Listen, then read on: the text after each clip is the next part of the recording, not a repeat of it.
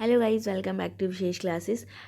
अभी हमें पता लगा है जैसे कि एग्ज़ाम की डेट बहुत जल्दी है। अभी 16 से 18 सितंबर और 21 से 25 सितंबर डेट आ गई है।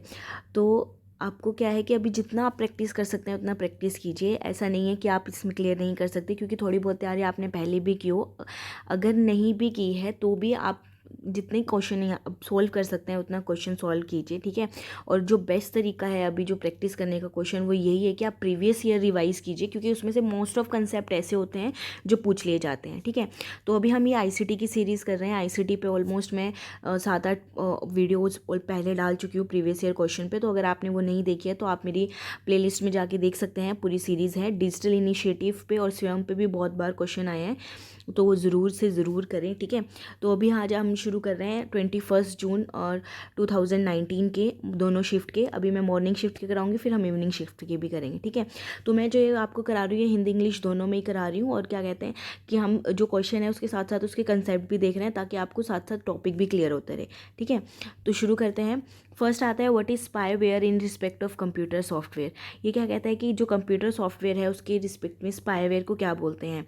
तो software that aims to gather information about a person without his or her knowledge and that may send such information to another entity. legitimate software that allows companies to monitor and supervise the computers of their employees from a central location. Software used to disrupt computer operation or gain access to private computer system, or a computer program hidden within another seemingly harmless program that produces copies of itself and insert them into another program or files. तो देखो spyware एक बार हिंदी में और देख लेते हैं क्या है कि वह सॉफ्टवेयर जिसका उद्देश्य एक व्यक्ति के बारे में उसकी जानकारी के बिना सूचना एकत्रित करना है और वह इस प्रकार की सूचनाएं अन्य निकाय को भेज सकता है। वह वैध सॉफ्टवेयर जो कंपनियों को उनके केंद्रीय स्थल से उनके कर्मचारियों के कंप्यूटर का नियमन और देखरेख करने देता है। वह सॉफ्टवेयर जिसका कंप्यूटर के परिचालन के विघटन करने से या निजी कंप्यूटर प्रणाली तक पहुंच पाने के लिए उपयोग किया जाता है। और एक अन्य हानिकारक आभासी प्रोग्राम के अंतर्गत छिपा एक कंप्यूटर प्रोग्राम जो स्वयं अपनी प्रतिलिपियां बनाता है और अन्य प्रोग्राम में फाइल साझा करता है। तो जो इसका आंसर है वो है ए, दैट इज़ सॉफ्टवेयर जो मतलब क्या करता है, जो आपकी इन्फॉर्मेशन लेगा किसी पर्सन या फिर आप मतलब आपकी बिना नॉलेज के, ठीक है। और ये इन्फॉर्मेशन वो किसी और को भेज भी सकता है, मतलब कि किसी इंटरनेट के मतलब इंटरनेट के थ्रू वो, या फिर कुछ भी एक ऐसा सॉफ्टवेयर जो आपके उसमें इंस्टॉल हो जाएगा, मतलब आपके लैपटॉप में या फिर कंप्यूटर में आ जाएगा। और वो क्या करेगा, आप विदाउट आपको पता भी नहीं होगा, पर आपकी नॉलेज के बिना ही वो आपकी क्या करेगा, सूचना या इन्फॉर्मेशन एकत्रित कर लेगा और इस सूचना को वो आगे भी भेज सकता है फॉर मतलब अपने किसी भी पर्पज़ के लिए। जैसे आजकल ये है ना स्पाईवेयर, जो अनवांटेड सॉफ्टवेयर है जो आपके कंप्यूटिंग डिवाइस में आ जाएगा, आपके इंटरनेट यूसेज डाटा को देखेगा, मतलब कि आपने क्या क्या मतलब जैसे कि आपने कोई ट्रांजेक्शन की है, आपका क्रेडिट डिटेल्स डाली हैं, डेबिट डिटेल्स डाली हैं। तो एक ये मैलिशियस सॉफ्टवेयर है जो किस लिए हुआ है कि आपके कंप्यूटर को डैमेज करने के लिए, और आपकी क्या है, आपकी नॉलेज मतलब आपकी नॉलेज के बिना आपका सारा डेटा एक्सेस करने के लिए, ठीक है। तो वो इसको हम क्या बोलते हैं, स्पाईवेयर। नेक्स्ट आता है विच one of the following statement is respect true आना था, sorry, of respect of ICT. हमें बताना है कि निम्नलिखित में से कौन से कथन आईसीटी के बारे में सही है। कि आईसीटी एक एक्रोनियम है जो स्टैंड करता है इंफॉर्मेशन एंड कॉम्पिटिटिव टेक्नोलॉजी के लिए। The effective use of ICT to support learning in inclusive education exemplifies good teaching for all learners. यह क्या कहता है कि आईसीटी एक परिवर्णी है जिसका तात्पर्य इंफॉर्मेशन एंड कॉम्पिटिटिव टेक्नोलॉजी है। समावेशी शिक्षा में अधिगम समर्थन के लिए आईसीटी का प्रभाव उपयोग सभी शिक्षार्थियों के लिए एक अच्छे शिक्षण का उदाहरण है। तो इसमें से बताना है कि कौन सा सही है। तो जो इसमें से सही है वो है हमारे पास, that is Q, this one, समावेशी।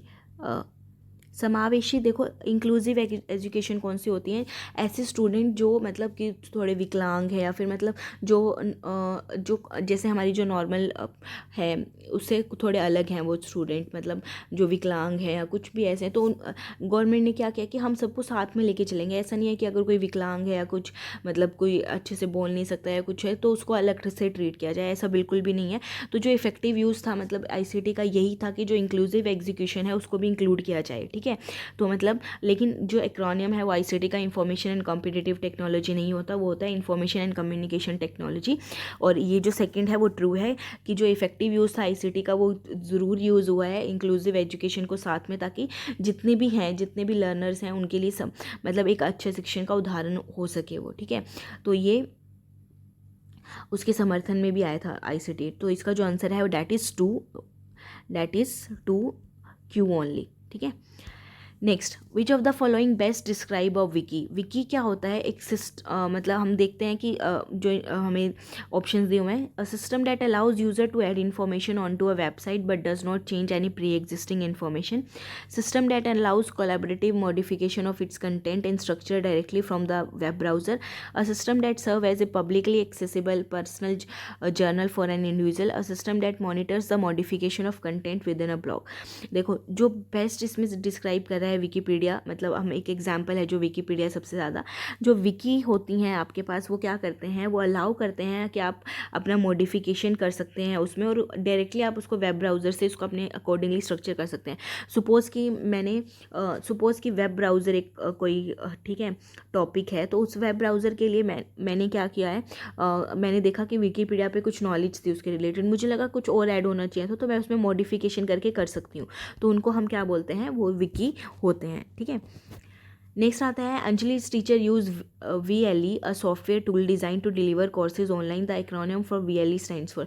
देखो एक तो ना बहुत सारी मतलब ये आपको एब्रीविएशंस आती हैं, तो आप एब्रीविएशंस अच्छे से करके जाएं, मतलब जहाँ भी आप देखें तो मतलब एक बार इसको रिवाइज ज़रूर करें, ठीक है। तो जो इसका है VLE यहाँ पे क्या है, वर्चुअल लर्निंग एनवायरनमेंट है। वर्चुअल लर्निंग एनवायरनमेंट जो एजुकेशनल टेक्नोलॉजी में है, वो एक वेब बेस्ड प्लेटफॉर्म है जो डिजिटल एस्पेक्ट से ज़रूरी है, मतलब ये एजुकेशनल इंस्टीट्यूशंस में ज़्यादा ज़रूर होता है, क्योंकि ये क्या होता है कि अब जैसे आजकल तो वैसे ही बहुत ज़रूरी हो गया है कि ऑनलाइन क्लासेस लेना ड्यू टू कोरोना, तो ये जो वर्चुअल लर्निंग एनवायरनमेंट है ये एजुकेशनल इंस्टीट्यूट्स यूज़ कर रहे हैं ताकि वो जो अपने कोर्सेज हैं वो डिलीवर कर सकें ऑनलाइन बच्चों को, ठीक है। नेक्स्ट आते हैं हमारे इवनिंग शिफ्ट के। पूछता है कि इन कंटेक्स्ट ऑफ IT और ICT which one of the following statement about spamming is true, मतलब कि स्पैमिंग के लिए कौन सा इसमें से ट्रू है। स्पैमिंग हम देखो पहले भी कर चुके हैं, स्पैमिंग बेसिकली क्या है, पहले हम ऑप्शंस देख लेते हैं कि क्या बोला हुआ है इसने। स्पैमिंग इज़ पोस्टिंग और emailing unsolicited advertising message to wide audience, spamming is sending lines of nonsensical garbage in chat conversation, spamming is posting a message that contains graphic description of something offensive, spamming is an attempt to acquire sensitive information for malicious reason by misguiding as a trustworthy entity। तो ICT के संदर्भ में spamming के बारे में कौन सा कथन सही है कि स्पैमिंग बड़ी संख्या में श्रोताओं को अयाचित विज्ञापन संदेश भेजना है, उन्हें ईमेल करना है, स्पैमिंग चैट वार्ता में अनर्थक निरर्थक संवाद की प्रतियां लिखकर भेजना है, स्पैमिंग ऐसे संदेश को पोस्ट करता है जिसमें किसी आपत्तिजनक लेख अंतर्विष्ट है, और स्पैमिंग विश्वास पत्र व्यक्ति के रूप में चल साधन कर दुर्भावनापूर्ण कारणों से संवेदी सूचना प्राप्त करना है। देखो अभी स्पैमिंग क्या होता है कि ये क्या है, बेसिकली पोस्टिंग और emailing unsolicited advertising message to the wide audience, जो ईमेलिंग में यूज़ होता है, ठीक है। मतलब स्पैमिंग क्या है कि बड़ी संख्या में श्रोताओं को अयाचित विज्ञापन संदेश भेजना या फिर उन्हें ईमेल करना। नेक्स्ट आता है the introduction of MOOC in open and distance learning program is justified because of, कि मुक्त और दूरस्थ अभिगम प्रोग्राम में मूक का समावेश न्यायोचित है। Low cost consideration, accessibility consideration, speed consideration या नोवेल्टी कंसिडरेशन, न्यून लागत के आधार पर, अभिगम्यता के आधार पर, गति के आधार पर, नवाचार के आधार पर। देखो जो इसका बेस्ट ऑप्शन करेक्ट है वो है एक्सेसिबिलिटी कंडीशन। देखो कंसिडरेशन क्या है, मूक हमारे पास क्या है, बेसिकली क्या है, मैसिव ओपन ऑनलाइन कोर्सेज हैं, जैसे स्वयं है, सबसे बड़ा एग्जाम्पल स्वयं है। अब वो क्यों लॉन्च किए थे, जितने भी डिजिटल इनिशिएटिव हैं वो क्यों लॉन्च किए गए हैं गवर्नमेंट के द्वारा, ताकि वो सबको एक्सेसिबल हो। फर्स्ट उनकी यही थी कि वो एक्सेस हो, उनको क्या लेना, उनके प्रिंसिपल यही था, एक्सेस, इक्विटी, मतलब ये। तो सबसे ज़रूरी यही था कि जो लोग उसको नहीं एक्सेस कर पा रहे हैं, जो बच्चे जिनको नहीं मिल पा रहे प्रॉपर एजुकेशन, वो इनके मैसिव ओपन ऑनलाइन कोर्सेज के थ्रू वो कंसिडर कर सकें, ठीक है। तो यहाँ पे जो इसका आंसर है वो क्या है, एक्सेसिबिलिटी कंसिडरेशन से वो जस्टिफाइड है, वो सबसे सही है, क्योंकि वो ये इसके थ्रू क्या है कि जो बच्चे एक्सेस भी नहीं कर पा रहे हैं प्रोग्राम, वो भी इसके थ्रू एक्सेस कर पाएंगे, ठीक है। तो option is accessibility consideration, that is अभिगम्यता के आधार पर। नेक्स्ट आता है Gyan Darshan launched by IGNOU refers to which one of the following. देखो एक ज्ञान दर्शन, ज्ञानवाणी, स्वयं एंड ऑल जो भी डिजिटल इनिशिएटिव है, इन पे बहुत बार क्वेश्चन आए हुए हैं। तो जो ये हमारा ज्ञान दर्शन है वो क्या है, ज्ञानवाणी मैंने आपको बताया था, ज्ञानवाणी आपके पास एक FM रेडियो नेटवर्क है, और जो ज्ञान दर्शन है वो आपके पास क्या है, एक टेलीविज़न चैनल है, ठीक है, satellite based educational TV channel, ठीक है।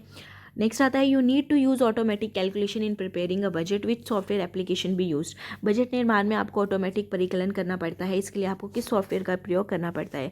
स्प्रेडशीट, प्रेजेंटेशन, वर्ड प्रोसेसिंग या डेस्कटॉप पब्लिशिंग। देखो सबसे कन्वीनियंट जो हमारे पास हमें भी पता है जो एक्सेल स्प्रेडशीट यूज़ होता है, क्योंकि इसमें हम अपना बजट एंड ऑल आसानी से प्रिपेयर कर सकते हैं, क्योंकि इसमें बहुत सारे फंक्शंस हैं कि आप रॉ कॉलम्स के थ्रू ऐड कर सकते हैं, सम कर सकते हैं, या फिर इतने सारे फॉर्मूलाज हैं जो आप अप्लाई कर सकते हैं। तो जो इसका जो है वो क्या है? स्प्रेडशीट। ठीक है। नेक्स्ट आता है which statement is true about random access memory in a computer system. देखो मेमोरी का कंसेप्ट भी बहुत बार आया है, मेमोरी बिट का कंसेप्ट, ये मैं ऑलरेडी इन पे वीडियोस अपलोड कर चुकी हूँ, तो अगर आपने वो वीडियोस नहीं देखी हैं तो लिंक मैंने डिस्क्रिप्शन में डाल दिया है, ज़रूर देखिए। तो इसने बोला है कि which statement is true about random access memory in computer system, कि रैम एक नॉन वॉलेटाइल है और amount of RAM in computer system can not affect its performance. Next आता है RAM is non volatile and the amount of RAM in computer system can affect its performance. RAM is volatile and amount of RAM in computer system cannot affect its performance. RAM is volatile and amount of RAM in computer system can affect its performance. तो इसने बोला कि जो random access memory है उसमें से कौन सा कथन सही है कि रैम अपवित्रनीय है और कंप्यूटर सिस्टम में रैम की मात्रा में उसका कार्य निष्पादन प्रभावित नहीं होता है। रैम परिवर्तनीय है और कंप्यूटर सिस्टम में रैम की मात्रा से उसका कार्य निष्पादन प्रभावित होता है। रैम परिवर्तनीय है और कंप्यूटर सिस्टम में रैम की मात्रा से उसका कार्य निष्पादन प्रभावित नहीं हो सकता। रैम परिवर्तनीय है और कंप्यूटर सिस्टम में रैम की मात्रा से उसका कार्य निष्पादन प्रभावित हो सकता है। पहली बात, रैम हमेशा क्या होती है? वॉलेटाइल। ठीक है, वॉलेटाइल होती है मतलब परिवर्तनीय होती है, तो ये तो दो ऑप्शन पहले इनकरेक्ट। ठीक है, एक तो याद रखना ROM is your non volatile, RAM is volatile. ठीक है, जो मतलब वॉलेटाइल क्या होता है कि कुछ टाइम के बाद अगर आप उसको बंद कंप्यूटर ऑफ करोगे, ऑन करोगे, ये शुरू हो जाता है, मतलब इसमें राइट होना शुरू हो जाता है आपका डाटा, और जैसे ही आप उसको ऑफ करोगे तो वहाँ से वो चला जाता है। ठीक है, तो इसने क्या बोला है कि अमाउंट ऑफ रैम, ऑब्वियसली एक तो क्या है कि ये नहीं है कि देखो सारा खेल ही रैम का है आपका। अगर रैम देखो आजकल आप जो भी मोबाइल फ़ोन लेते हैं या पीसी कंप्यूटर जो भी लेते हैं वो यही देख के लेते हैं ना कि रैम क्या है। क्यों? क्योंकि जो हमारा जब शुरू में हम जो रैम है हमारी मेन मेमोरी, अगर हमारे पास वही क्या होता है कम होगी तो आपका जो सिस्टम है वो क्या हो सकता है? हैंग हो सकता है। तो इसलिए बोलते हैं कि जो रैम है ऑब्वियसली जो अगर उसका अमाउंट है रैम में वो अफेक्ट करेगा ही उसकी परफॉर्मेंस को। तो जो इसमें ऑप्शन है वो कौन सा सही है? फोर्थ। ठीक है, जो इसमें ऑप्शन है वो कौन सा सही है? फोर्थ। ठीक है, तो यहाँ पे कि रैम वॉलेटाइल है और जो अमाउंट ऑफ रैम है वो कंप्यूटर सिस्टम में ओब्वियसली अफेक्ट करती है उसकी परफॉर्मेंस। तो जो अगर आपकी रैम अच्छी क्वांटिटी में है, अगर आप देखिएगा जो लेस रैम की है, जैसे जो हमारे पुराने लैपटॉप थे उसमें जो रैम कम आती थी तो वो अब हैंग होना इसलिए होते हैं ताकि वो, क्योंकि उसमें जो रैम की अमाउंट है वो क्या है? कम है। तो ऑब्वियसली रैम की क्योंकि रैम की अगर आपकी देखो मेन मेमोरी जितने स्पेस होगा उतनी आपके फास्टर ऑपरेशंस भी परफॉर्म होंगे। तो इस वजह से जो रैम की अमाउंट है वो इतनी होनी चाहिए कि जो आपके इसको सिस्टम को क्या करे? सही चला सके। तो ऑब्वियसली जो अमाउंट है वो इफेक्ट करती है। तो fourth is the right answer कि रैम परिवर्तनीय है और कंप्यूटर सिस्टम में रैम की मात्रा से उसका कार्य निष्पादन प्रभावित हो सकता है। नेक्स्ट आता है एक virus that is capable of transferring from one computer to another without any user interaction is known as worm, trojan, key logging और बूट सेक्टर वायरस। ये एक ऐसा वायरस जो यूज़र बिना इंटरेक्शन के ही एक कंप्यूटर से दूसरे कंप्यूटर में अंतरित किया जा सकता है, इसे क्या बोलते हैं? Worm, Trojan, key logging, boot sector virus. तो जो ऐसा वायरस है जो अपने आप को खुद ट्रांसफ़र करता रहता है, मतलब हमें पता भी नहीं होता, वो होता है वर्म। ठीक है, वर्म स्प्रेड होता है मतलब, लेकिन मतलब ये कैपेबिलिटी, इसके अंदर ये कैपेबिलिटी है कि ये क्या कर सकता है? ट्रैवल कर सकता है पूरे कंप्यूटर में विदाउट एनी ह्यूमन एक्शन। ठीक है, तो हमारी जो ये 21 जून वाला है ये यहीं पे ख़त्म होता है। अभी मैं बहुत फ्रिक्वेंटली वीडियोस अपलोड करने वाली हूँ, खासकर प्रीवियस ईयर क्वेश्चंस पे। तो जितनी आप प्रैक्टिस कर सकते हैं उतना प्रैक्टिस कीजिए, और अगर आपको ये वीडियो अच्छी लगी तो do like, please share with your friends and subscribe my channel. आपको यहाँ पे जो ये सर्कल दिख रहा है, यहाँ पे आप इस पर क्लिक करोगे तो जो विशेष क्लासेस का लोगो दिख रहा है इस पर अगर आप क्लिक करोगे तो आप सब्सक्राइब कर सकते हो। डू सब्सक्राइब माई चैनल, और आप और भी सारी प्लेलिस्ट जो मैंने प्रीवियस ईयर क्वेश्चन की हैं ज़रूर जाके देखिए। लॉजिकल रीजनिंग पे भी मैंने एक सीरीज़ बनाई हुई है तो वो भी देख सकते हैं।